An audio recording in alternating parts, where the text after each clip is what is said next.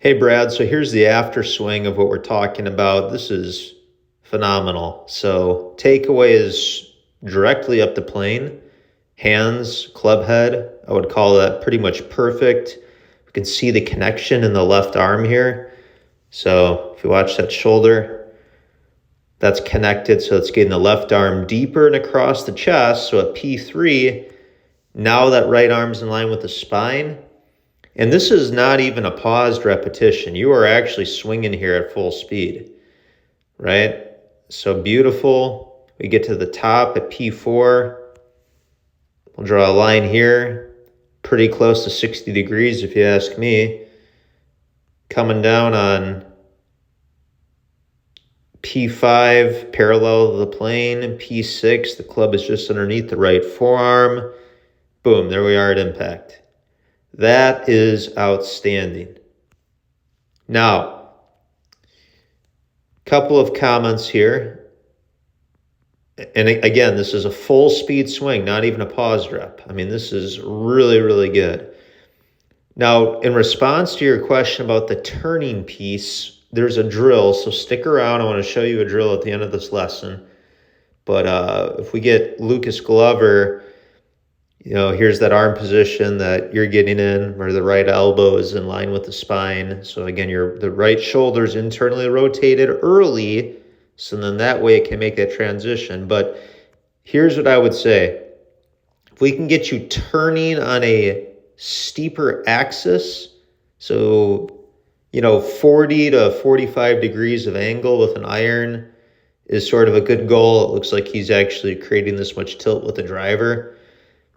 That will help. So again, stick around. I'll show you a drill. But if we were to draw a line on his head, watch the movement here. It's directly down. You'll see the same thing with Hogan. And then it kind of just stays there. Hogan will drop a little bit more. But so that's one observation. But again, this is really awesome. Now, yeah, here we go. I want to talk about this. So I think you were asking about concerns with being too steep. So in your rehearsal, this is a little bit of an exaggeration. Yeah, this club right here at 66 is vertical to the plane line, but this was just your rehearsal to kind of get the feel for things, right? So this would be actually too flat. I mean, it's just going to be hard to shallow it out anymore from there. But so you're kind of staying parallel to it. But again, that's the rehearsal. So it worked, though, because remember, there's a difference between feel versus real. You're going to have to get into these positions that feel awkward in order to make the actual change, as we're seeing right here. So again, a big part of this, as we've already talked about, is the arm position and what you're doing here. But the turning piece, so again, let me just pause you at P3.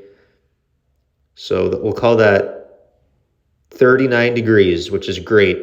See that angle of your shoulder turn, but then when you get towards P4, you're going to lose a little bit of that angle. So now you're going to like 28. Again, I'll show you a drill at the end of this lesson, but just to demonstrate how good this is, let me show you your before.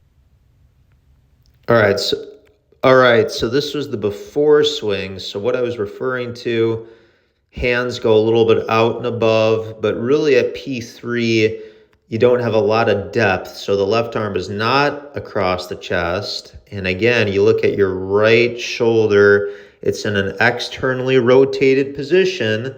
So what happens from here with most people, as you continue to turn, that right shoulder is subsequently looking for more turn. And there's where you see that little twisting action, right? Now, again, it's not nearly as severe as when you first sent your swing in, but yeah, it's still there. So again, we were able to resolve most of this just by changing your position at P3 with not even thinking about the turning piece. So this would be a little bit steep, club face maybe a little bit closed. So, if you're on the course, that might be a little bit of a pull to the left. But still, even this before swing, is so much better than in lesson one.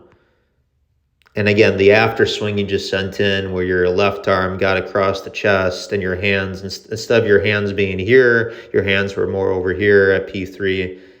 Massive improvement. So phenomenal work. Let me show you a drill that I would recommend. Doesn't require a golf ball, but this would just be good, I think, to help in general with this whole transition. So here is a great drill you can do indoors. This is me. All you need is a wall.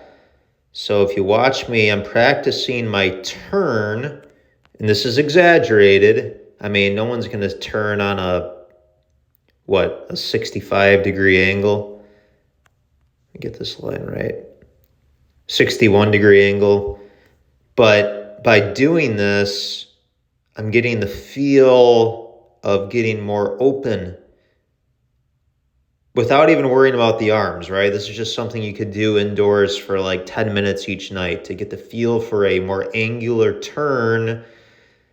And what happens with the head, it goes directly down and it stays against the wall. This is a common denominator with good players. So I don't know if you remember Cameron Champ. He's been around a while on the tour, longest pound for pound hitter on the planet when he was playing well.